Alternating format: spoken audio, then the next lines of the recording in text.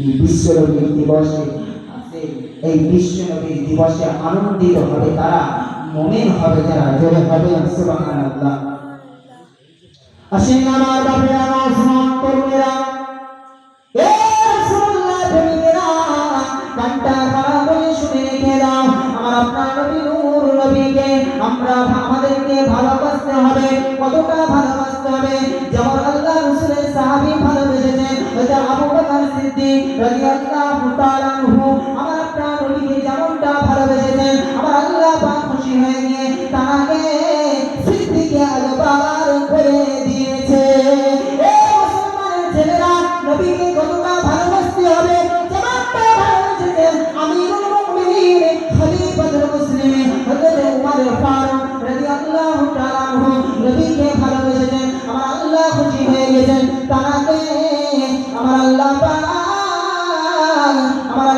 তাকে আমিরুল মুমিনিন খলিফাতুল মুসলিমিন উমর ফারুককে আমার আল্লাহ পাক নবীকে ভালোবাসার কারণে ফারুকে আযম করে দিয়েছে। এই মুসলমানের ছেলেরা, নবীকে কতটা ভালোবাসতে হবে?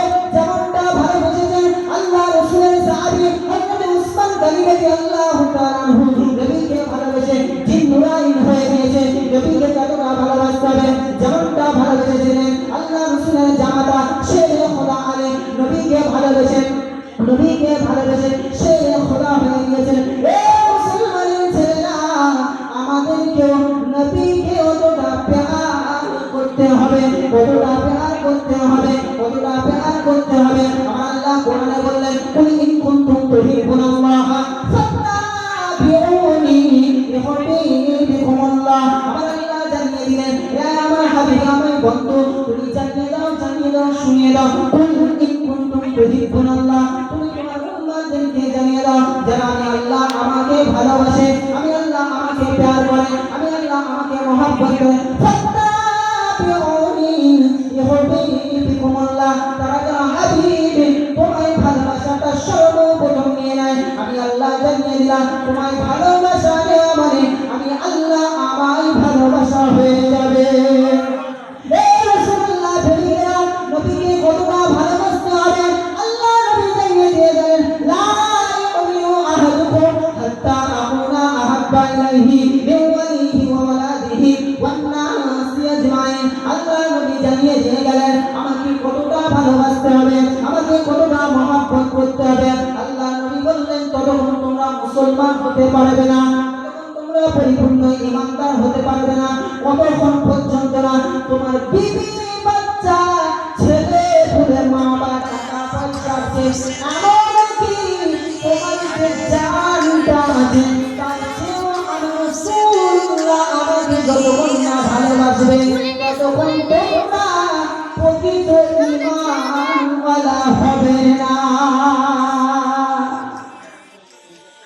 নবীকে কতটা ভালোবাসতে হবে? নিজের জানের চেয়ে ভালোবাসতে হবে। তাহলে এবারে বলেন, যারা বলেন নবী আমাদের মতন, এরা জানের চেয়ে ভালোবাসে। যারা বলেন নবী মাটি, তারা জানের চেয়ে ভালোবাসে।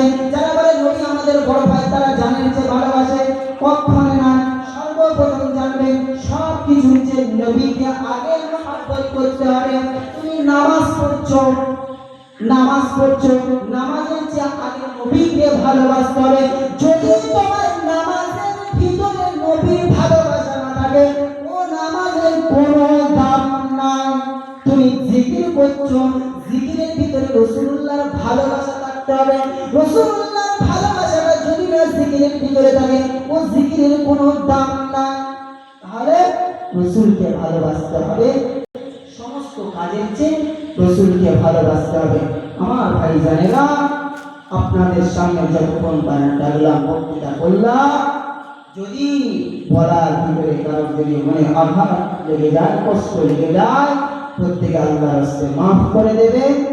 আপনাদের সামনে আরো ওলামা হযরতরা এসেছেন, এখন যিনি আপনাদের সামনে ওয়াজ নসিহত করবে, এখন আপনাদের সামনে ওয়াজ নসিহত করবে মাওলানা আব্দুর রহমান সাহেব। তাকবীর, নারায়ে তাকবীর, নারায়ে তাকবীর, নারায়ে রিসালাত, নারায়ে রিসালাত। দেখছেন নারায়ে রিসালাত বলা হয় না, সব চুপ করে আছে।